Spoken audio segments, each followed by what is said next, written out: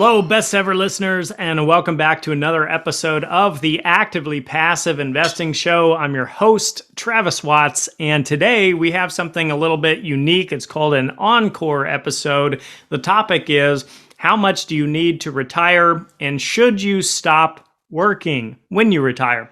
So it's come to my attention that a lot of our viewers and subscribers here are relatively new to the channel. So there was a lot of episodes we recorded in years past that haven't been heard. And so instead of trying to recreate or repeat myself, we decided to do something a little bit different. And we did a bit of a mashup of a few different episodes that were recorded about 2 years ago. And I want to extract the answers to these questions from those episodes. I think they were well done. It's back when I had my co-host Theo Hicks with me. So the topic at hand has just been something that is very relevant today. I mean, in the last probably month or two, just working in investor relations, I've had a lot of calls with baby boomers retiring or looking to retire or recently retired. And a lot of people are asking questions like these. And, you know, I'm never giving financial advice. I'm not a financial planner, so please seek licensed advice. But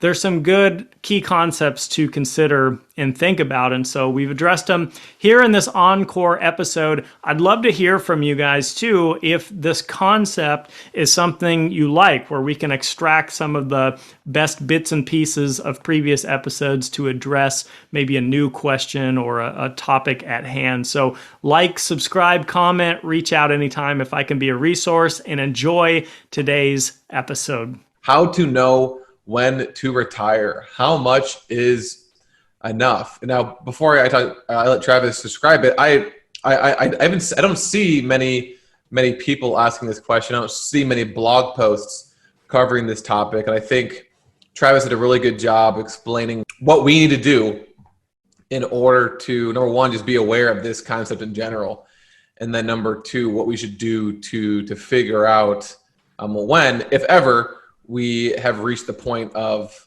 maybe we don't need to work as much or continue that grind. So I'll let Travis kind of take it away, and then we'll kind of have our back and forth. In this blog, I use this story of a CEO of a tech startup company.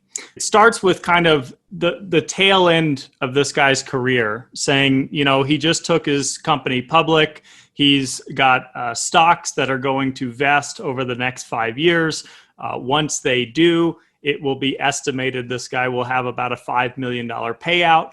That kind of sounds like the ultimate American dream, right? But as we dig a little bit deeper, we get a little more into this story, and we figure out that, so the way this journey started was this guy worked at a Fortune 500 company for the first decade of his working career, had a high salary, had some stock options there as well. So in those first 10 years, walked away with approximately $2 million in total investments, a paid off home, things like this, and then launched his own company afterwards, went into business for himself. So he had actually previously sold a company. That was his second venture and kind of the second decade of his life. And then here we're taking a look at the third. And so the question really is as much as that looks like an amazing success story to a lot of folks, potentially, how much is enough? Okay, what was it possibly enough when he had a couple $1 million in a paid off home? Could he have potentially retired in his 40s? Maybe in his 50s. So now he's 60, looking at a couple kids in their 30s that he wishes he could have spent a lot more time with in his life. You know, a lot of people get caught up in these success cycles, right? It's just one business to the next, to the next, to the next. I made 1 million. Now I need to make 2. I made 2. I need 4. I made 4. I need 8. But where do you stop? Yeah, I was talking to someone. I can't remember what his name was. It was maybe 2 weeks ago on the podcast. And he literally had like an exit plan before, like right when he started. He knew exactly how much money he wanted to get in real estate before he kind of completely stepped away. And so let's say I know what enough is. Then what? What do I do after that? Identify first what is important to you? What are the most meaningful things in your life? What does that look like? What brings you the most fulfillment? This is something that you got to write this stuff down. This can't be just done in your head one time. This is like just setting goals for a lifetime. Then you have to kind of reverse engineer now. So how much is that going to take? And I think what you find, what a lot of people find, myself included, is when you really nail this stuff down, you might find it's a lot less expensive than you might think. The problem is, in general, we don't stop to think about these things. We just think, I'm working now, I'm going to work till my 60s, whatever. And we don't give it much thought. And we just kind of go on the treadmill. And then one day you're waking up in your 60s thinking maybe either I have a few regrets. Maybe I could have actually kind of pulled the plug back in my 40s or my 50s, spent more time with my kids, maybe traveled a little more, had less stress, if nothing else. And the purpose is not to say quit working or retire in the traditional fashion, especially if we're talking about someone in their 40s. I think it's about finding what you're truly passionate about. I know some people's goals in real estate is to actively invest until they've built up a large enough nest egg that they can passively invest with someone else and then live off of that interest. Yeah, that's exactly it. That's my big message to the world too. Obviously, I'm a huge advocate for passive income and passive investing. That's my story. And the point is, you and I, Theo, are very fortunate to have jobs and careers that we genuinely enjoy. We like to be creative and expressive. We both write blogs. We both do the podcasting stuff, in various outlets.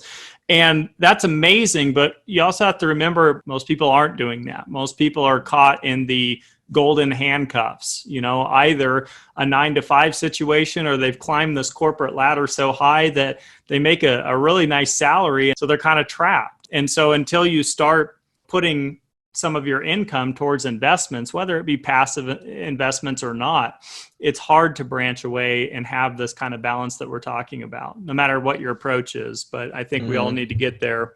We all get there at one point or another, right? What's the average American retirement, like 67 retirement age? I don't know, something like this. And so you've got Social Security, you've got possibly a pension or, your 401k.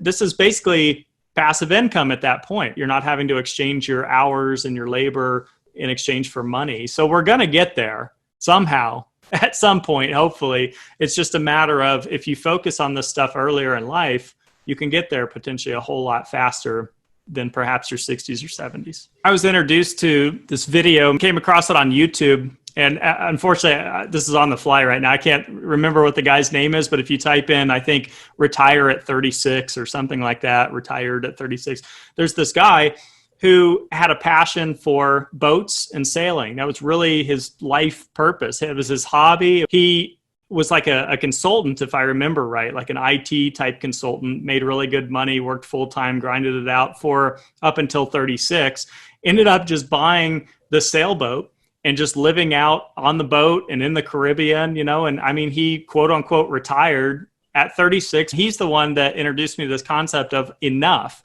He said, that's the hardest thing to do is recognize, pinpoint that number. This number would be enough for me. And then take action when you hit it. Because that's the scariest part, is taking the leap and saying, God, I hope this is enough. I hope I'm right. But it was, for him. And this guy's, who knows, in his 50s now or something. But it's an amazing story. His alternative was just more and more and more and more money. But then that would have kept him longer and longer and longer away from sailing. And what if he had passed away or came, with a debilitating disease or something? I mean, you never know, right? Life is short. So yeah, something to think about. When you're sitting there saying, all right, what's enough? Well, I want to have, a BMW, and I want to have, $1 million mansion, and I want this, which is obviously fine. But that's that number, that enough number, is going to be way higher than if you're just graduated from college and you're in an apartment. Like, I really just want like a 3-bedroom house, and it'd be nice to have a car and to be able to go out to a restaurant, once a week. Yeah, that's a great point. As far as the things like talking about a BMW or a 10-bedroom house or this, that, and the other, you really got to ask yourself, why are you doing that? Is it because you genuinely, wholeheartedly love BMWs and you're passionate and you're a car fanatic, that's your hobby and interest? Or Is it because you're kind of keeping up with the Joneses, or because you think, well, society expects this of me, right? I'm a dentist or a doctor or a realtor. I got to drive this really fancy car. What'll people think of me if I don't? So you got to really understand. I mean, this takes a lot of soul searching and looking deep, but at the end of the day, it's probably the latter in most cases for most people. And nothing wrong with those vehicles. I've owned nice vehicles like we talked about before. I chose to buy them used, pre-owned, and I have owned luxury vehicles. So there's ways to go about it, but it's that you're doing it for yourself and not for others, not trying to impress other people. Okay, so you've gotten to the point of, let's say, early retirement or retirement in general. Does that have to mean that you don't work anymore? What happens when you retire early and you're in your 30s or 40s? Does that mean that it's time to go move into that retirement community and start playing pickleball? I definitely fell into this early on, for sure. I think I'm slowly getting out of it, and your blog post definitely kind of solidified some of those things in my mind. So with that being said, let's go through it. The idea here is that we all have a lot of preconceived ideas about what retirement is, what that means. I think that we all want to be contributing in some form or fashion. Successful individuals that are far beyond what they need financially to retire. Why is it that they keep, quote unquote, working? Well, it's because they have a mission. They have a purpose. That, to me, is really what financial independence is all about. It's having the option to work, but not the obligation to work. Well, then maybe rather than just quitting and going into real estate full time, try to figure out a way to transition into a job now that will help you, reach your long-term goals. Yeah, and there's usually two types of people. There's those that love their career and they're passionate about it, and then there's those that really despise what they do. I was in the latter part of that initially, and then the passionate side later. But the point would be this, if nothing else, for either side of that, just get started. Again, to the whole theme of this blog about not having to quit work, it doesn't have to be so extreme, like I work a W-2 job today and tomorrow I quit and go full-time real estate. Mm-hmm. Just start. Just have a rental property, just REITs, on the stock market. You can get in with $10. Most people think of investing in terms of capital gains, in terms of equity, in terms of fix and flip a house, in terms of buy a stock at 10 and hope it goes to 15 and sell. That's how most people associate investing. But I flip that into passive income, cash flow, specifically living on cash flow and creating multiple income streams early in life, to where you're actually putting yourself in the situation that statistically 60 and 70-year-olds are in retirement. I'm passionate about helping people reach those levels so that they can do essentially their highest and best work.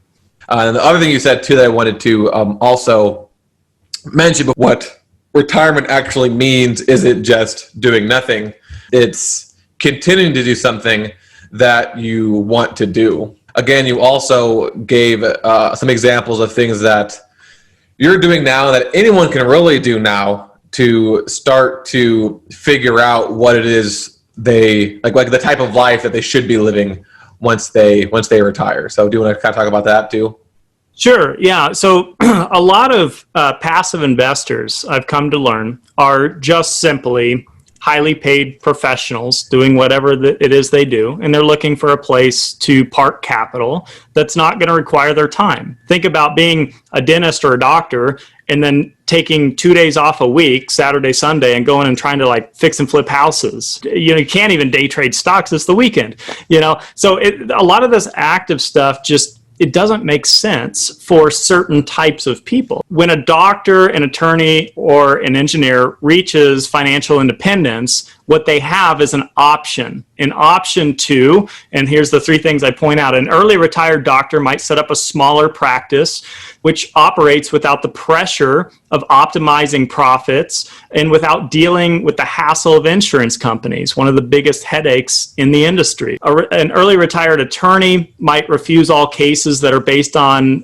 questionable ethics. You have just an option to say, I'm not going to do this work. I'm not going to take on stuff like that, right? You can be a lot more picky and choosy with what you do. And then the engineer might continue working, for example. They might contract instead of be a W-2. They might go to part-time instead of full-time, or they might be compelled to create a new software. So those are kind of just some things to think about, of what we're talking about. None of these folks in these examples stopped working, but they were able to move on to something that was more fulfilling and brought more joy into their life. Yeah, and then another example, more real estate related too, right? If you are someone who wants to transition from active and then kind of retire from that and become a passive investor, I've talked to a few people recently who, were full-time active real estate investors, and then they hired someone to oversee that company.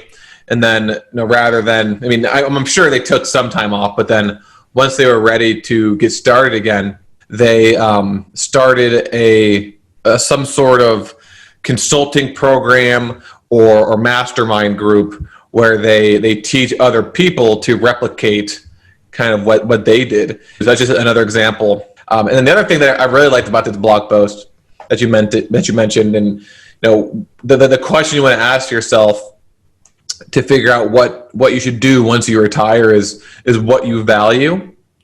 And you gave the example, and we talked about this in a past episode. If you value stuff too much, then you're gonna have a hard time reaching that number. Right?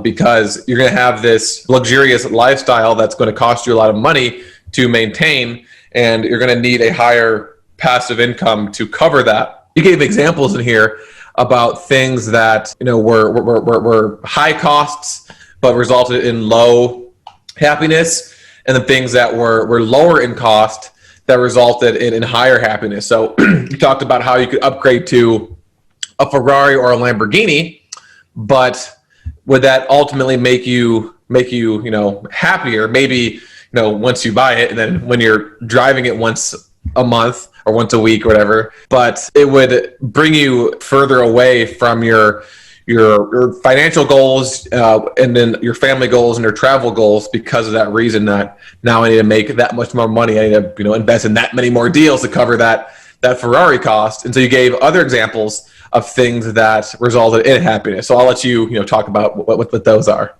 When I was a kid, Theo, I remember when I first was learning about money and how much things cost, and I would see a Lamborghini or a Ferrari and then ask or research, how much those are, and to think, oh my gosh, that car is $200,000. I can't even, that's not even in my world. That's not in my reality. That's insane. And then, as you progress through life and one day, you've got a couple $100,000 and now you're thinking, well, I could really buy that car. I could really buy that car, cash. And then you think, how dumb would that be?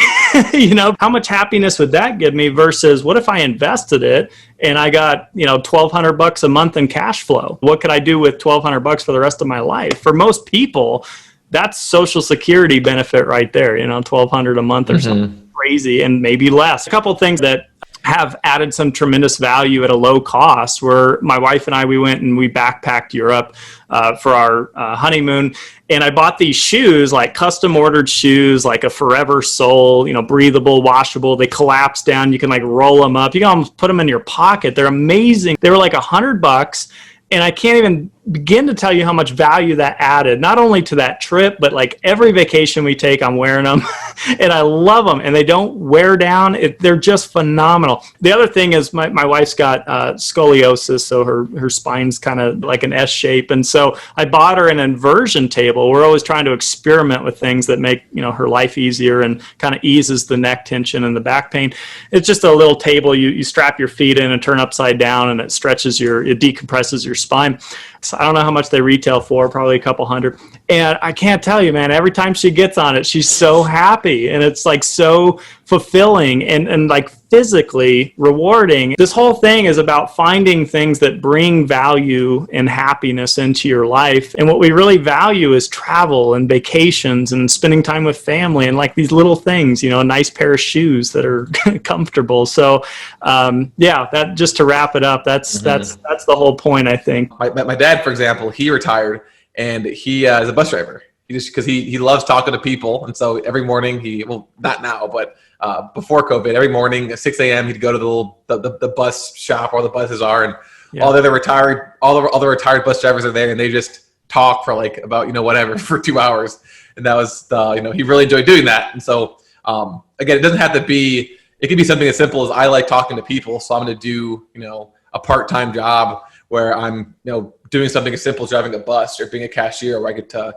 hang out with people all the time. You just made me think of it. I know we're both Tim Ferriss fans, and so I forget which book, 4 Hour Workweek or one of them, but he's sharing the story of the New Yorker business guy that goes down to Mexico on a fishing trip. And this guy takes him out on the boat for a few hours, comes back and he says, "All right, thanks. That was great. It was amazing.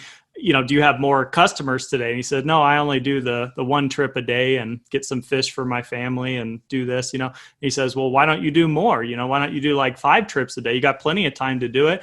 And he's talking about, well, I like to come home, take a nap, visit with my wife, play with my kids in the evenings, have some tequila or whatever, and play music with my friends. And that's my life. And he goes, well, the New Yorker, well, can you imagine though, what if you did more of these trips, made more money, you could buy 2 boats, then you could hire employees to run those boats, and then you could have a whole fleet of ships. And then when that gets successful, you bounce out of the business, then you could headquarter in the States, and then you could run this big operation, and then you could franchise it. And he goes, and the guy keeps asking him, and then what? And then what? And then what would I do? And then what would be after that? And he goes, and then you can retire and come down here and have a quality of life and spend time with your family and your friends. The guy already had all that. He already had the quality of life. That's one more example of having enough. Oh yeah, that's a perfect story to definitely to end with. So is there anything else you want to mention before we sign off?